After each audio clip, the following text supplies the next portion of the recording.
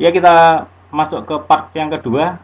Kali ini kita membahas tentang jaringan tulang keras. Kalau di part pertama kita sampai pada tulang rawan, sekarang kita pada tulang keras. Nah, tulang keras osteon ini merupakan unsur utama penyusun rangka tubuh manusia dewasa atau hewan yang dewasa. Nah, fungsinya satu sebagai pelindung organ tubuh vital, melekatnya otot lurik, pembentukan sel darah merah, sel darah pada sumsum tulangnya, cadangan kalsium fosfat ion yang lain sebagai alat gerak pasif dan juga untuk penyokong tubuh. Nah, ini gambarnya. Jadi disusun oleh sel tulang atau osteosit. Sel tulang namanya osteosit. Osteosit berasal dari sel induk sel tulang atau disebut dengan osteoblast. Nah, ingat ostium atau osteon ini kuncinya, ada osteosit, osteoblast. Terus osteosit terletak di dalam lakuna. Nanti kita lihat lakunanya. Osteosit tersusun dalam lapisan konsentris yang disebut lamela konsentris. Nah, ini melingkar-melingkar seperti ini. Kalau kita lihat gambarnya, ini ada sentral kanal, di sini ada lapisan yang melingkar-melingkar. Nah, ini namanya lapisan yang konsentris. Osteosit satu dengan yang lainnya saling berhubungan melalui saluran yang disebut dengan kanalikuli. Nah, ini salurannya yang menghubungkan antara lakuna satu dan yang lain itu adalah kanalikuli. Jaringan tulang mengandung osteoklas. Nah, osteoklas itu yang nanti akan membentuk lubang atau membentuk spon pada tulang keras. Kita lihat strukturnya. Di sini ada spon. Ini yang bagian tulang keras, di sini ada yang spon. Nah, ini spon ini terbentuk dari osteoklas. Nah, kita lihat ini saluran tengah ini adalah saluran pusat. Ada lakuna yang warnanya begini ya. Ini ada kantung-kantungnya, terus di dalamnya ada osteosit. Nah, di dalamnya ada osteosit. Nah, kalau osteon sendiri yang mana? Nah, osteon ini satu lapisan konsentris di sini.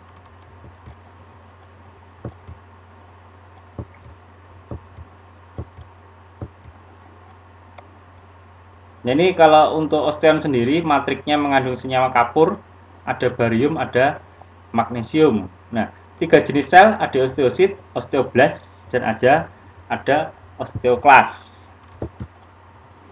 Sedangkan serat kolagennya, dia di osteon dilapisi oleh periosteum sebelah luar dan endosteum di sebelah dalam. Nah, ini strukturnya begini. Tengah-tengahnya ada blood vessel atau pembuluh darah, kanalikuli yang menghubungkan antara lakuna satu dan lakuna lain. Lakuna di dalamnya terdapat osteosit. Tulang sendiri nanti ada yang tulang keras ya, ada tulang keras dan ada yang spon. Nah, ini spon, bentuknya seperti ini, spon, berlubang-lubang. Selanjutnya kita masuk ke jaringan ikat cair. Untuk jaringan ikat cair ini adalah kita sering sebut dengan jaringan darah. Darah sendiri, kalau kita ambil darah, kemudian kita sentrifugasi, diputar dengan kecepatan tinggi dalam tabung reaksi ini, dia akan terpisah dua bagian. Ada bagian plasma dan ada bagian darah, sel darah. Nah, untuk sel darah, di sini ada leukosit, ada platelets atau trombosit, di sini ada eritrosit atau sel darah merahnya sendiri. Untuk plasma, nah plasma darah jadi yang warna kuning, yang bagian atas.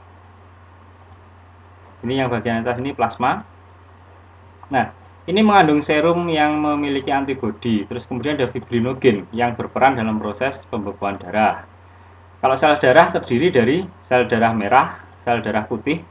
Sel darah putih sendiri nanti ada leukosit yang agranulosit. Kalau agranulosit tidak memiliki granula. Sedangkan leukosit granulosit dia memiliki granula. Untuk yang agranulosit ada monosit, limfosit. Sedangkan yang memiliki granula nanti ada basofil, eosinofil, dan neutrofil. Dan yang terakhir, sel darah yang terakhir adalah keping darah atau trombosit. Nah, kita lihat di sini, ini adalah sel darah merah, bentuknya bikonkav, bulat bikonkav, tidak memiliki inti, mengandung hemoglobin. Ini fungsinya untuk mengangkut oksigen. Ini bikonkav bentuknya seperti ini, jadi kalau samping bentuknya begini.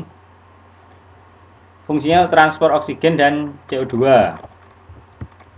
Selanjutnya leukosit bentuknya tidak tetap memiliki inti, dapat melakukan gerakan amoeboid seperti amoeba, dia bisa berpindah-pindah. Melakukan aktivitas diapedesis, jadi dia bisa keluar dari kapiler darah untuk melakukan sifat fagositnya. Jadi fagosit itu menelan makanan atau menelan, kalau ada penyakit, ada parasit, maka ditelan. Nah, ini yang agranulosit ada limfosit dan monosit. Jadi kita lihat di sini intinya tidak memiliki granula. Selanjutnya untuk yang granulosit, nah ini granula ada titik-titiknya ini. Nah, ini bergranula namanya. Nah, ini ada neutrofil, eosinofil dan basofil. Silahkan dicermati, nanti dibaca sendiri untuk keterangannya. Kita lanjutkan untuk yang trombosit. Nah, ini trombosit yang kalau yang besar-besar ini yang warna merah ini eritrosit ya. Trombosit di sini. Nah, ini bentuknya tidak tetap, tidak berinti untuk pembekuan darah. Ini jumlahnya 150 sampai 300 ribu. Ini kalau orang terkena penyakit demam berdarah, nah ini trombositnya akan berkurang. Nah, untuk limfe, untuk jaringan limfe, jaringan ikat cair yang berikutnya adalah jaringan limfe. Nah, limfoid sekumpulan sel yang berhubungan dengan sistem imunitas atau sistem kekebalan tubuh. Dalam hal ini berhubungan dengan sel limfosit T dan juga ada sel limfosit B, ada makrofag, trombosit dan juga ada fibrinogen. Contoh organ-organ tubuh yang berkaitan dengan jaringan limfe di sini ada tonsil, adenoid, kelenjar limfe, timus limfa, nodus Peyer dan sumsum tulang pipa. Nah, ini gambar-gambarnya ada di sini.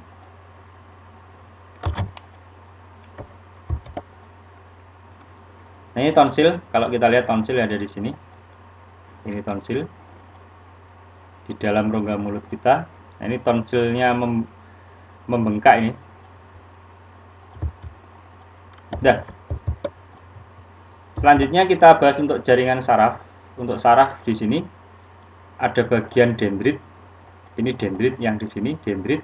Ada badan sel, di dalamnya ada inti. Terus yang menjulurnya adalah akson. Nah, untuk akson dia diselubungi oleh sel schwann.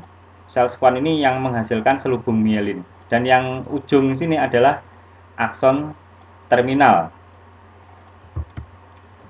Nah, perlu diketahui arah stimulus atau rangsangan pada satu sel itu arahnya berasal dari dendrit ke akson, arahnya dendrit ke akson. Kalau dari sel saraf satu ke sel saraf yang lain, itu arahnya dari akson ke dendrit, menyeberang melalui sinapsis. Tolong dipahami ini ya. Terus macamnya ada sensoris, motoris, dan konektor. Nah, ini kita lihat untuk sensoris, dendritnya dia pada organ penerima rangsang. Sistem indera kita diteruskan ke akson. Dari akson kemudian ke sel saraf yang lain. Jadi dari akson ke dendrit, ini adalah interneuron. Nah, ini interneuron. Rangsangan dalam satu sel sama dari dendrit ke neurit atau dari akson, kemudian berpindah ke sel saraf yang lain. Dia akan dari akson ke dendrit. Nah, dari akson ke dendrit. Pada neuron motoris, aksonnya berada pada otot, sedangkan dendritnya menerima rangsangan. Jangan terbalik, kalau sensoris, aksonnya berada pada dendrit sel saraf yang lain, sedangkan dendritnya ini berada pada sistem indera. Oke, sementara itu materi kita sampai di sini ya, terkait dengan jaringan hewan. Jadi hari ini kita membahas tentang jaringan ikat yang ada pada sel-sel saraf, jaringan ikat dan juga sel saraf. Saya akhiri, selamat belajar dan silahkan melanjutkan pembahasan.